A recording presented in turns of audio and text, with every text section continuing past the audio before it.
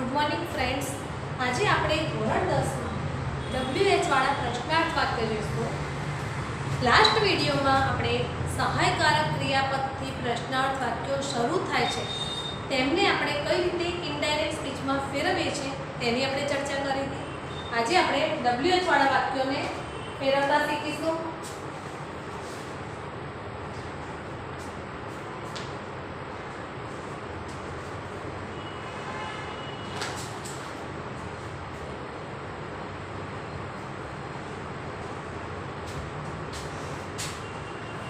આના સિવાય અત્યારે આપણે ડુ, ડઝ અને ડીડ એક સાદા પ્રશ્ન ખાલી શીખી ગયા હતા સહાયકારક ક્રિયાપદનો. આજે આપણે ડુ અને ડઝથી પણ કઈ રીતે વાક્ય બને છે તે જોઈએ છે. તો જો એક એક્ઝામ્પલ પહેલાં યાદ કરી લો વાક્ય. જો વાક્યમાં સેટ ટુ હોય તો શું મૂકી દઈશું આપણે? આસ્કડ મૂકી દઈશું. અને સાદો પ્રશ્ન છે એટલે કે સહાયકારક ક્રિયાપદ વાળો પ્રશ્ન. સહાયકારક ક્રિયાપદથી શરૂ થતો પ્રશ્ન. સહાયકારક ક્રિયાપદથી શરૂ થતો પ્રશ્ન હોય તો તે પ્રશ્નને આપણે કઈ રીતે ફેરવીશું તે આપણે જોઈએ છે. તો ઉદાહરણ દ્વારા તમને સમજાવું છું. તો એક્ઝામ્પલ છે the Mulla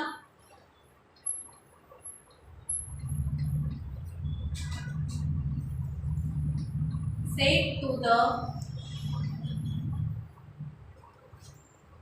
footman,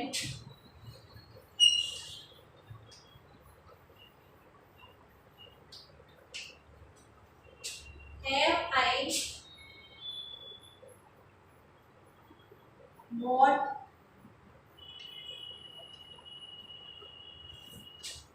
a melon from you?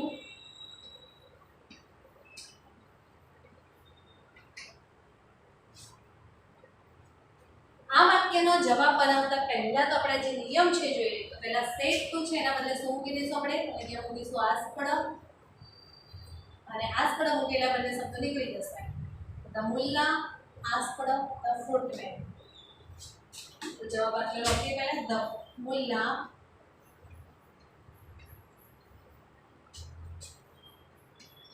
asked the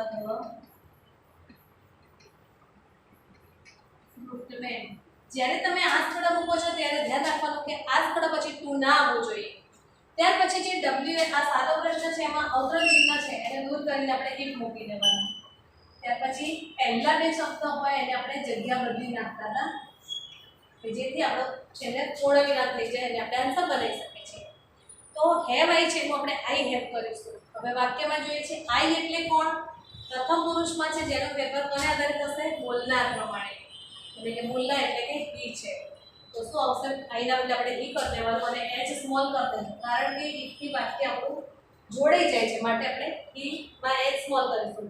ત્યાર પછી હેવ છે તો હેવનું ભૂતકાળ કરીશું. તો શું થશે? હેવનું ભૂતકાળ હેડ અને વોટ પછી એમને એમ જ રહેશે કારણ કે ભૂતપૂર્વ હેવ અને હેઝ પછી હંમેશા ભૂતપૂર્વ આપેલું જ હોય છે અને એ જ ભૂતપૂર્વ આપણે લખી દેવાનું છે. મેલન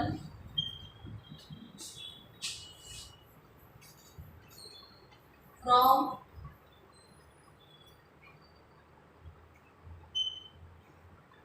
ત્યાર પછી યુ છે તો યુનો ફેરફાર કોને આધારે થશે? તો સૌથી પહેલા વિચારો આપણે યુ છે કયા પુરુષમાં આવે છે? બીજા પુરુષમાં. અને બીજા પુરુષનો ફેરફાર હંમેશા કોને આધારે થશે? સાંભળનાર પ્રમાણે. આપણા વાક્યમાં સાંભળનાર છે ધ ફ્રૂટમેન એટલે કે હી છે પણ અહીં યુ છે ફ્રોમ યુ કોઈની પાસેથી કંઈ લે છે એટલે અહીંયા કર્મણી રૂપ આવશે ઈનું. તો શું આવશે? હીમ આવશે અને છેલ્લે ફૂલ સ્ટોપ. એકવાર ફરીથી સમજી લો. The mullah said to the fruitman have I bought a melon from you. તો સેડ ટુ ના બદલે પહેલા મૂકી દેવાનું આપણે આસ્કડ અને આસ્કડ મૂકશો પછી તું ક્યારે લખવાનું નથી. તો ધ મુલ્લા આસ્કડ ધ ફ્રૂટમેન પછી અવતરણ ચિહ્ન કાઢીને તેના બદલે મૂકવાનું ઇફ પછી હેવ આઈ છે તો એ બંને શબ્દોને આપણે આડાવડી કરીએ છીએ આઈ હેવ અને ત્યાર પછી આપણે ઇનડાયરેક્ટ સ્પીચમાં ફેરવીશું. તો આઈ એટલે કે પ્રથમ પુરુષમાં આવશે જેનો ફેરફાર બોલનાર પ્રમાણે થશે અને બોલનાર છે મુલ્લા એટલે કે હી છે તો આપણે પણ ત્યાં સર્વનામમાં આઈના બદલે હી કરી દેવાનું. પછી આવશે હેવ. તો હેવ છે એ વર્તમાન કાળમાં છે તેનો ભૂતકાળ થશે હેડ. પછી ભૂતપૂર્વ છે તો એટલે મુકાશે બોટ. ત્યાર પછી છે એ મેલન, તો એ મેલન ફ્રોમ. હવે યુ છે સર્વનામ બીજા પુરુષમાં આવે છે અને બીજા પુરુષના સર્વનામનો ફેરફાર હંમેશા સાંભળનાર પ્રમાણે થાય છે. આપણા વાક્યમાં સાંભળનાર છે ધ ફૂટમેન, એટલે કે એના માટે સર્વનામ હી વપરાશે. પણ કોઈની પાસેથી કંઈ લઈએ છે ત્યારે અહીંયા આવશે ફ્રોમ, કર્મણી રૂપમાં હીનું શું થશે? હિમ થશે. આપણે બીજા વાક્ય હવે જોઈએ છીએ અહીંયા.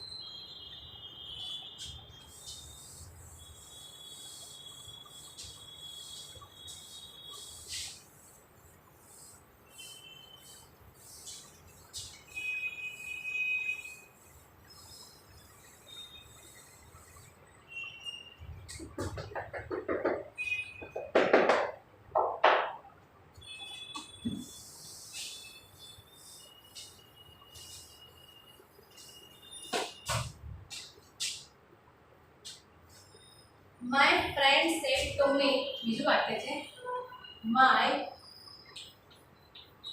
friends said to me, did you enjoy the party? Did you enjoy the party? રત્નાજીના પૂરા. હવે આ વાક્યનો આપણે જવાબ સૌથી પહેલા સમજી લઈએ છીએ. પહેલા તો આપણે સેટ ટુ ના બદલે આ સ્થળ મૂકી દઈશું. ત્યાં સુધી પણ સમજ પડી ગઈ. અહીંયા ઈ આવશે. પાછળનું વાક્ય છે એને આપણે સાદું વાક્ય બનાવવા માટે પહેલા જેવું છે હું સમજવા માટે લખીએ છીએ. Did you enjoy the party? અને પ્રશ્નાર્થ ચિહ્ન છે આપણા વાક્યમાં. હવે આ જ વાક્યને આપણે સાદું વાક્ય બનાવીશું ત્યારે આ ડીડ હોય એને કાઢવા માટે આપણે આ ક્રિયાપદ જે હોય એનો ભૂતકાળ કરી દેવાનો. એટલે શું થશે? You enjoyed the party. અને છેલ્લે થઈ ગયું પૂર્ણ વિરામ. કે અહીંયાથી ડીડ નીકળી ગયું છે. હવે આપણે આન્સર બનાવીએ. હવે આનો આન્સર થશે પહેલા તો જે છે તો લખી નાખો my friends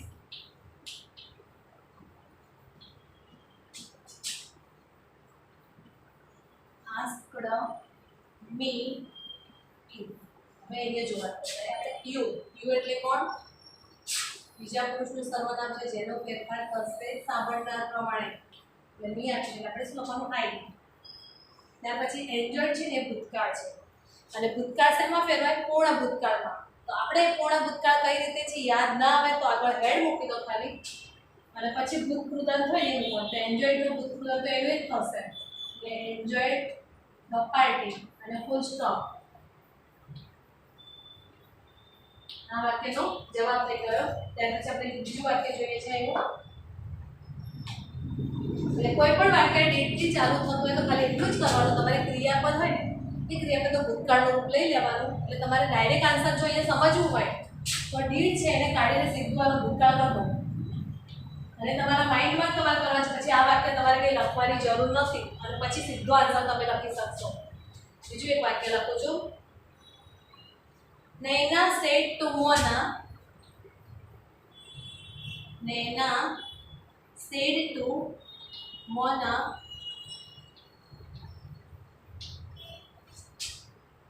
do you know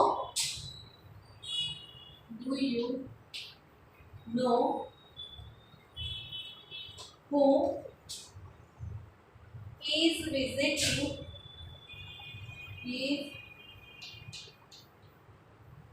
visiting here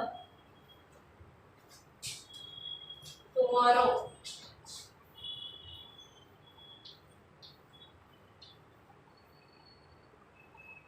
તો પહેલા તો બહુ જ ધ્યાનથી સમજી લો. બહુ જ ઈઝી છે. જ્યારે આવું વાક્ય હોય ત્યારે જો વાક્યમાં ડુ આપ્યું છે ત્યારે તમે સીધું કાઢી નાખશો તો કોઈ ફરક નહીં પડે. અહીંયા સીધું ફૂલ સ્ટોપ થઈ જશે. ડુથી વાક્યને ક્રિયાપદ એસ કે એસ નથી લાગતો. પણ હા જો ડઝ આપ્યું હોય ને તો ક્રિયાપદ એસ કે એસ લાગશે પહેલા. તો નૈના આસ્કડ મોના પછી અવતરણ ચિહ્નના બદલે શું મૂકવાનું ઇફ હવે આ તો નીકળી ગયું એટલે પાછળનું વાક્ય સીધું બને તો યુ એટલે કોણ સાંભળનાર એટલે મોના એટલે સી હવે ક્રિયાપદ ઉપર જે એટલે વિચાર કરો નો છે એ વર્તમાન કાળમાં છે એટલે કે પ્રેઝન્ટ ટેન્સમાં છે એટલે પ્રેઝન્ટ ટેન્સ પાસ્ટ ટેન્સમાં ફેરવાશે તો નોનું શું થશે ન્યુ નોનું ભૂત રાખી દો પછી ઇઝ છે એને પાસ્ટ ટેન્સમાં ફેરવીશું વોઝ વિઝિટિંગ આઈએનજી વાળા ક્રિયાપદમાં ફેરફાર નહીં કરવાનો જેમ હોય એમ જ લખી દેવાનું પછી હિયરનો ચેન્જ થઈ શું થાય છે ધેર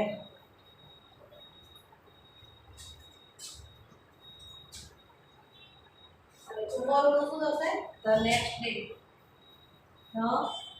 નેક્સ્ટ ડે અને ફૂલ સ્ટોપ છે તે ટુમોરોનું થશે ધ નેક્સ્ટ ડે યસ્ટરડેનું ધ પ્રીવિયસ ડે થશે તો જો ફરીથી એકવાર સમજી લો તો નૈના સેટ ટુના બદલે મૂકી દઈશું આસ્પડ મોના તો મોના આ ઉત્તરણ ચિહ્ન કાઢીને ઈ મૂકીશું વાક્યમાં જો ડુ આપેલું હોય તેને તમે સીધું જ કાઢી નાખશો ને વાક્યમાંથી કોઈ ફરક પડશે નહીં ત્યાર પછી પાછળનું વાક્ય આ જ રીતે લખીશું ખાલી છેલ્લે પૂર્ણ વિરામ કરવાનું છે તો આપણે જોઈએ યુ છે વાક્યમાં યુ હંમેશા બીજા પુરુષ સર્વનામનું રૂપ છે એકવચન અને બહુવચન જેનો ફેરફાર ઇનડાયરેક્ટ સ્પીચમાં સાંભળનાર પ્રમાણે થાય છે આપણા વાક્યમાં સાંભળનાર છે મોના જ્યારે બોલનાર છે નૈના તો મોના માટે સર્વનામ આપણે સી વાપરીશું એટલે અહીંયા આવશે સીધું સી ત્યાર પછી નો આવશે તો નો છે વર્તમાન કાળમાં છે એને ભૂતકાળમાં ફેરવીશું આપણે તો નોનું ભૂતકાળ શું થશે ન્યુ પછી હું છે તો એમ ટાઈમ લખી દેવાનું પણ ઇઝ છે વર્તમાન કાળનું ભૂતકાળમાં ફેરવીશું તો ઇઝ બનશે વોઝ વિઝિટિંગ એમ ટાઈમ આવશે અને હિયરનો ચેન્જ થઈને શું થાય છે ધેર આપણે જે કેટલાક શબ્દો પડી ગયા છીએ ને ધીસનું ધેર થાય એમાં હિયરનું ધેર થશે અને ટુમોરો છે તેનું શું થઈ જશે સીધું નેક્સ્ટ ડે અને જવાબ અહીંયા પૂરો થશે તો એકવાર ફરીથી ધ્યાનથી સમજતા જાઓ કે જેથી તમારે ભૂલ ના પડે આ વાક્યોમાં તો my friend sad to me did you enjoy the party જેમ આપણે જોયું કે જો વાક્યમાં ડીડ આપેલું હોય તો સીધું જ તમારે ક્રિયાપદનો ભૂતકાળ કરી દેવાનો અને ત્યાર પછી ડાયરેક્ટ તમે આન્સર બનાવી શકો છો ઇનડાયરેક્ટ સ્પીચમાં ડીડ કાઢશો એટલે વાક્યના અંતે તમારે પૂર્ણ વિરામ થઈ જશે તો આન્સર બનાવવો તમને બહુ સરળ પડશે એટલે કે સેટના બદલે આસ્કડા મૂકીશું ત્યાર પછી યુ છે તો યુનો ફેરફાર સાંભળનાર પ્રમાણે થાય આ ખાસ યાદ રાખવાનું મનમાં કે યુ સર્વનામ બીજા પુરુષમાં આવે છે માટે એનો ફેરફાર સાંભળનાર પ્રમાણે થશે એટલે કે મેનું થઈ જશે આઈ ત્યાર પછી એન્જોયડ શબ્દ છે ભૂતકાળમાં આપણે કરી નાખ્યો છે બરાબર એન્જોયનો એન્જોયડ અને ભૂતકાળ હોય તેને પૂર્ણ ભૂતકાળમાં ફેરવવાનું છે પરંતુ જો આપણને પૂર્ણ ભૂતકાળમાં ફેરવવા માટે કયો શબ્દ વપરાય છે યાદ ના રહે તો ધ્યાનમાં રાખવાનું કે કોઈ પણ ક્રિયાપદ ભૂતકાળમાં આપ્યું હોય તો પહેલા હેડ મૂકી દેવાનું અને પછી એ જ ક્રિયાપદનો ભૂતકૃદંતનો રૂપ મૂકવાનું તો હેડ અને એન્જોયડનો ભૂતકૃદંતનો રૂપ એન્જોયડ એનું એક થશે ત્યાર પછી ધ પાર્ટી બીજું વાક્ય છે Naina said to Mona do you know who is visiting here tomorrow તો આવું વાક્ય આપેલું હોય તમને જેની શરૂઆત ડુથી થતી હોય તો વાક્યના જવાબમાં ફરક પડશે ઓછો એટલે કે ડુ કાઢી નાખવાનું પહેલા એટલે સીધું પૂર્ણ વિરામ થઈ જશે અને આન્સર આપણે હવે બનાવીએ છીએ તો સેડ ટુના બદલે આસ્કડ મૂકીશું એટલે નૈના આસ્કડ મોના અવતરણ ચિહ્ન કાઢીને ઈ મૂકી દઈશું ત્યાર પછી યુ સર્વનામ બીજા પુરુષમાં છે જેનો ફેરફાર સાંભળનાર પ્રમાણે થશે આપણા વાક્યમાં સાંભળનાર મોના છે જેના માટે સર્વનામ શી વપરાશે તો સી પછી નોનો ભૂતકાળ થશે ન્યુ હુ તેમનેમ આવશે અને ઇઝ છે તેનો ભૂતકાળ થશે વોઝ વિઝિટિંગ હિયરનું થશે ધેર અને ટુમોરોનું થશે ધ નેક્સ્ટ ડે આવા જ હજુ બીજા પણ જે પણ હોય આપણે વાક્ય જોઈએ જેથી આપણને વધારે ખ્યાલ આવે કે વાક્ય કઈ રીતે બને છે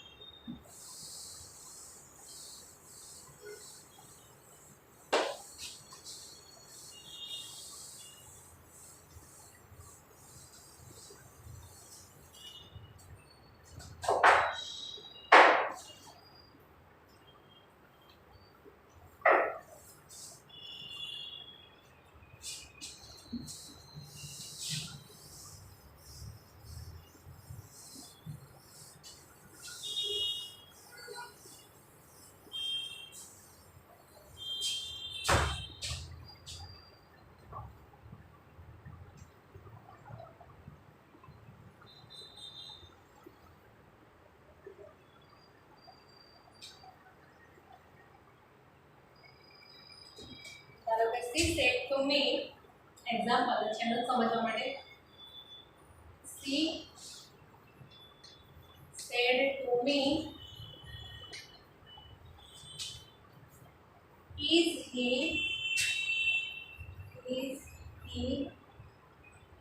at home today?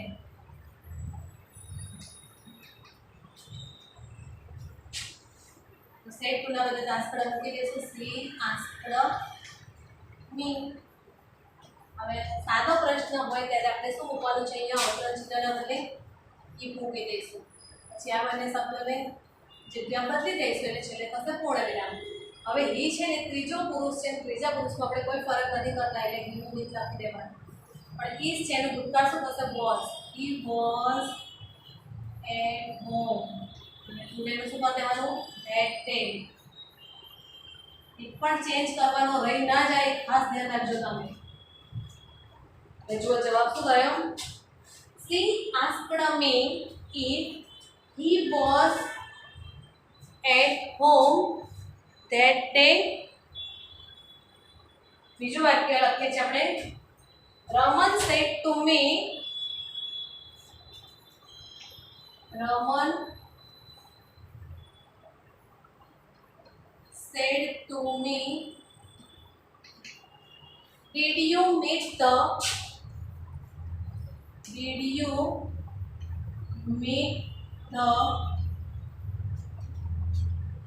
teacher?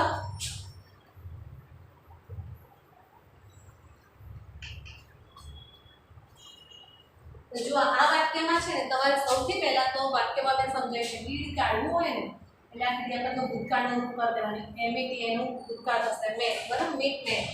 તો હવે આન્સર બનીશું તો સેટ ટુ ના બદલે શું મૂકી દેવાનું, આસ્કડ રમન આસ્કડ મી. પછી અહીંયા if મૂકવાનું, આ નીકળી ગયું. હવે યુ થી બરાબર, યુ એટલે કોણ, સાંભળનાર મી, તો આઈ આવશે. લીલું રૂપ શું થશે, આઈ. વાક્યની શરૂઆતમાં કોઈ દિવસ મી ના આવે એટલે આઈ મૂકી દેતા. ત્યાર પછી જો આ શબ્દ ભૂતકાળમાં છે એને ભૂતકૃદંત બનાવવા માટે આપણે પહેલા હેડ મૂકવાનું છે અને ત્યાર પછી ભૂતકૃદંત છે એનું જે ભૂતકાળ છે એનું ભૂતકૃદંત એનું એક થશે એટલે એમના એમ જ આવશે, મેડ ધ ટીચર. છેલ્લે ફૂલ સ્ટોપ.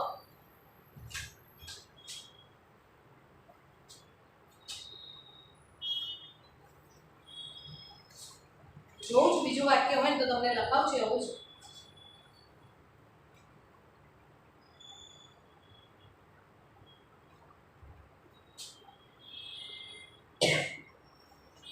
The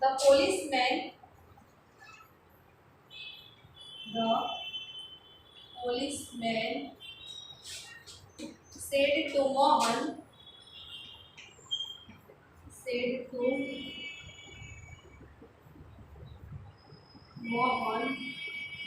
કોઈ પણ નામ હોય તો પહેલો અક્ષર capital, have you seen a man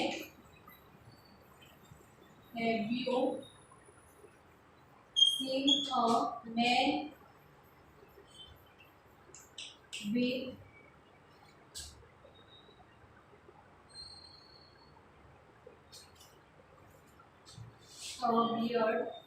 એટલે દાઢી. તમે એવા કોઈ વ્યક્તિને જોઈ છે કે જેની દાઢી હોય અહીંયાથી ગયો હોય છે એવું, સેટ ટુ ના બદલે શું હોવાનું, આસ્કડ ધ પોલીસમેન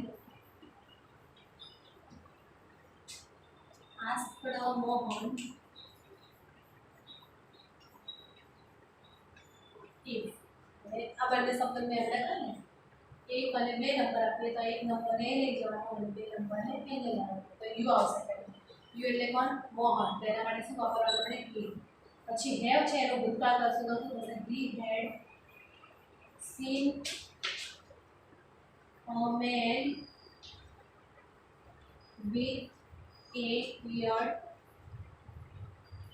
અને છેલ્લે full stop.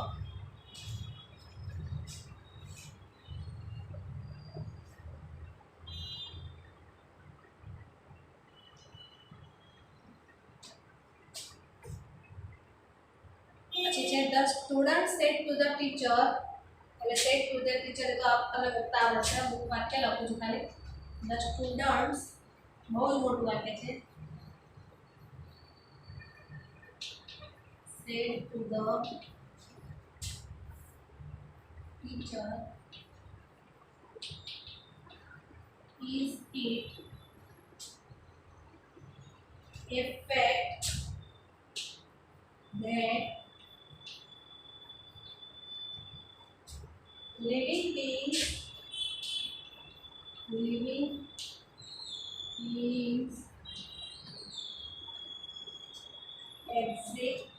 exist on the moon? કે ચંદ્ર ઉપર જીવન શક્ય છે એવું સાંભળ્યું છે. બાબત સાચી છે કે ખોટી? રીતે બાળકો છે એટલે કે વિદ્યાર્થીઓ છે પોતાના શિક્ષકને પૂછે છે. પહેલા તો આન્સર તમે લખો. સ્ટેટ ટુના બદલે શું કરી દેવાનું? આસ્ક પડો.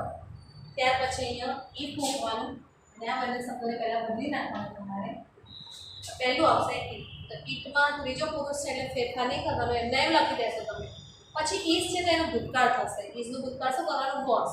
તો it was A fact that living beings exist on the moon. કોઈ પણ વિદ્યાર્થી ધેટ નો ધીસ ના કરે, કારણ કે નિયમ પ્રમાણે આપણે ધીસ નું ધેટ કરીએ છીએ, પણ ધેટ નું ધીસ કરશો તો તમારું વાક્ય ત્યાં ખોટું પડશે. હવે આપણે નેક્સ્ટ છે વાક્ય, તેની ચર્ચા કરીશું. એટલે કે WH વાળા વાક્ય હોય તો તેને આપણે કઈ રીતે બનાવીએ છીએ. થોડો નિયમમાં ફરક પડશે, બાકી આગળના નિયમો બધા એના જ રિપીટ થશે આમાં.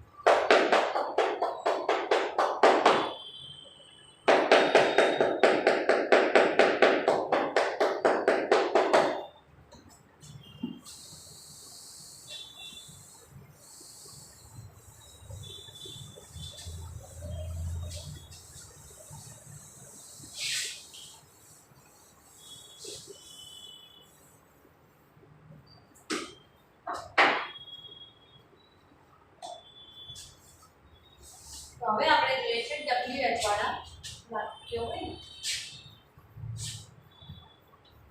WH વાળા પ્રશ્ન હોય તમારા અંદર, અને એ પ્રશ્નને તમારે ઇનડાયરેક્ટ સ્પીચમાં ફેરવવો હોય તો શું કરવાનું? તો નિયમ સમજી લો પહેલા. એક તો સેટ ટુ ના બદલે આસ્કડ આમાં પણ થશે. એક નવો શબ્દ વપરાય છે અહીંયા. તમારે WH વાળા વાક્યમાં જો ઇફ હશે ને તો એ આવશે. ઇફને કાઢી જ નાખવાનો, આવશે જ નહીં તમારા વાક્યમાં. પરંતુ જે WH વાળા શબ્દથી પ્રશ્ન પૂછવામાં આવે છે એ જ શબ્દ તમારો ઇફના બદલે મૂકવામાં આવશે. એટલે WH વાળો શબ્દ જ જે વાક્યમાં હોય, WH વાળો શબ્દ ઇફના બદલે મુકાશે.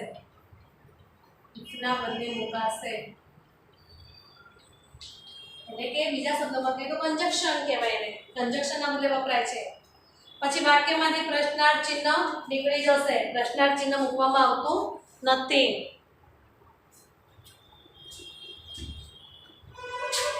પ્રશ્નાર્થ ચિહ્ન નીકળી જાય છે.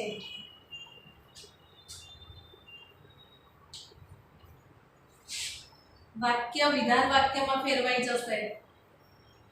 વાક્ય વિધાન વાક્યમાં ફેરવાઈ જશે. વિધાન વાક્ય એટલે વાક્યના અંતે પૂર્ણ વિરામ મુકાશે. હું તમને એક એક્ઝામ્પલ સમજાવી દઉં છું, બાકીને આપણે નેક્સ્ટ વખતે કરીશું. Nayan said to me, Nayan said to me, where is your key? Where is your key?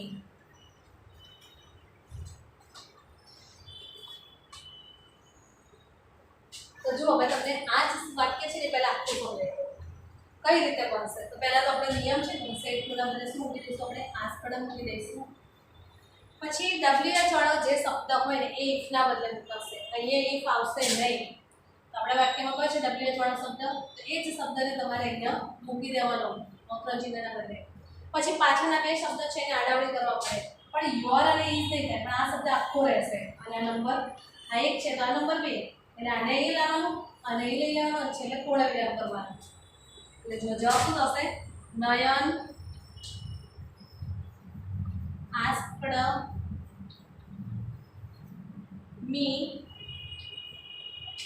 પછી વે યોર છે એટલે એનો ફેરફાર કોને આધારે થાય છે? બીજો પુરુષ છે એટલે સાંભળનાર પ્રમાણે. તો સાંભળનાર કોણ છે? મી છે. તો યોર છે યુનું યોર થાય છે. એવી રીતે આપણે આ કોનું રૂપ છે? આયુ. આયુ પાછળ માલિકી છે ચાવી, મારી ચાવી, તમારી ચાવી. તો માય કી મી કી ના બોલે, પણ શું આવશે? My key. માય કી અને ઇઝ નું ભૂતકાળ થશે વોઝ. છેલ્લે પૂર્ણ વિરામ. વાક્યનો આન્સર બનાવ્યા પછી તમારે ગુજરાતી કરવાની જરૂર નથી, નહીં તો કેટલીક વાર તમને એવું લાગશે કે ભાઈ તમારું વાક્ય છે ને તમે કંઈક ખોટું બનાવી રહ્યા છો. તો આવું ના થાય એટલે સૌથી પહેલાં તો તમારે વાક્યને નિયમ પ્રમાણે બનાવશો તો તમને ક્યાંય ભૂલ નહીં પડે. અને આજનો વિડીયો આપણે અહીંયા સુધી જ રાખીશું, પરંતુ અત્યાર સુધી આપણે જેટલું પણ ભણ્યા છે વારંવાર તમે યાદ કરતા રહેજો કે જેથી તમારે ભૂલ ના થાય અને તમે એને આગળ નવા વાક્યો બનાવશો તો એમાં તકલીફ નહીં પડે. પછીનો જે વિડીયો છે એમાં આપણે આનાથી આગળના નવા વાક્યો જોઈશું. અને આ જ વિડીયો બધા ફરી એકવાર જોઈ લેજો.